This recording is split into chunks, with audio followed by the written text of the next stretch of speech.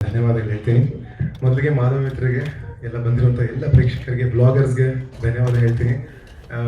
ಮೊದಲನೇ ಸತಿ ಅನ್ಸುತ್ತೆ ಟ್ರೇಲರ್ ಲಾಂಚ್ ಇವೆಂಟ್ ಇಷ್ಟು ಅದ್ಧೂರಿಯಾಗಿ ಒಂದು ಸಿನಿಮಾ ನೋಡೋ ರೀತಿಯಲ್ಲಿ ಇಷ್ಟು ಜನ ಸೇರಿದ್ದೀರಾ, ಅದಕ್ಕೆ ತುಂಬಿದೆ ಧನ್ಯವಾದಗಳು.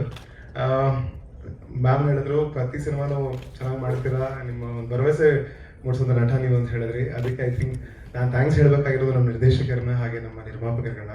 ಯಾಕಂದ್ರೆ ನನ್ನ ಮೇಲೆ ಒಂದು ನಂಬಿಕೆ ಇಟ್ಟು ಒಂದು ಸಿನಿಮಾ ಮಾಡೋಣ ಅಂತ ಬರ್ತಾರಲ್ಲ, ಅದಕ್ಕೆ ನಾನು ಚಿರಋಣಿ, ಬೇರೆ ಏನು ಹೇಳೋಕ್ಕಾಗಲ್ಲ. ಯಾಕಂದ್ರೆ ಏನು ಬ್ಯಾಕ್ಗ್ರೌಂಡ್ ಇಲ್ಲದೆ ಚಿಕ್ಕ ಚಿಕ್ಕ ಪಾತ್ರಗಳನ್ನ ಮಾಡ್ಕೊಂಡು ರಂಗಿತರಂಗದ ಶುರು ಮಾಡಿದೆ. ಈಗ ರೀಸೆಂಟ್ಲಿ ಲವ್ ಯು ಮುದ್ದು ಕೂಡ ಒಳ್ಳೆ ಪ್ರತಿಕ್ರಿಯೆ ಬಂತು.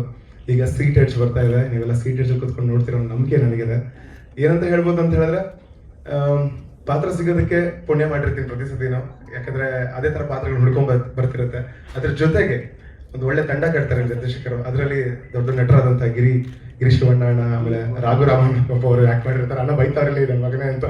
ಇಲ್ಲ, ನಿಜವಾಗ್ಲೂ ಲವ್ ಯು ಮುಂದಲ್ಲೂ ಒಂದು ಯಾವ್ದೋ ಸೀನ್ ಆಕ್ಟ್ ಮಾಡ್ಬೇಕಾದ್ರೆ ನನಗೆ ಒಂದು ಚಿಕ್ಕದ ವಿಷಯ ಇಂಪ್ರೂವೈಸ್ ಮಾಡಕ್ ಹೇಳಿದ್ರಿ. ಅದು ಸಿನಿಮಾ ನೋಡ್ಬೇಕಾದ್ರೆ ನನಗೆ ಅನಿಸ್ತು, ಸಿನಿಮಾ ನೋಡ್ಬೇಕಾದ್ರೆ ಅನಿಸ್ತಾನ, ಅದು ಆಕ್ಚುಲಿ ಎಲಿವೇಟ್ ಆಯ್ತು.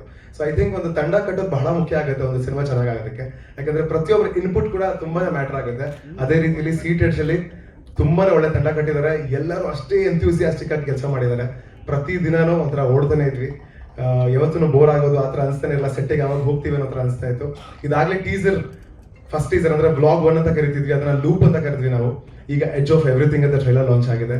ಸೊ ನಿಮ್ಗೆಲ್ಲ ಇಷ್ಟ ಆಗಿದೆ ಅಂತ ಭಾವಿಸ್ತೀನಿ. ಇದೇ ಜನವರಿ 30ನೇ ತಾರೀಕು ಸಿನಿಮಾ ರಿಲೀಸ್ ಆಗ್ತಾ ಇದೆ.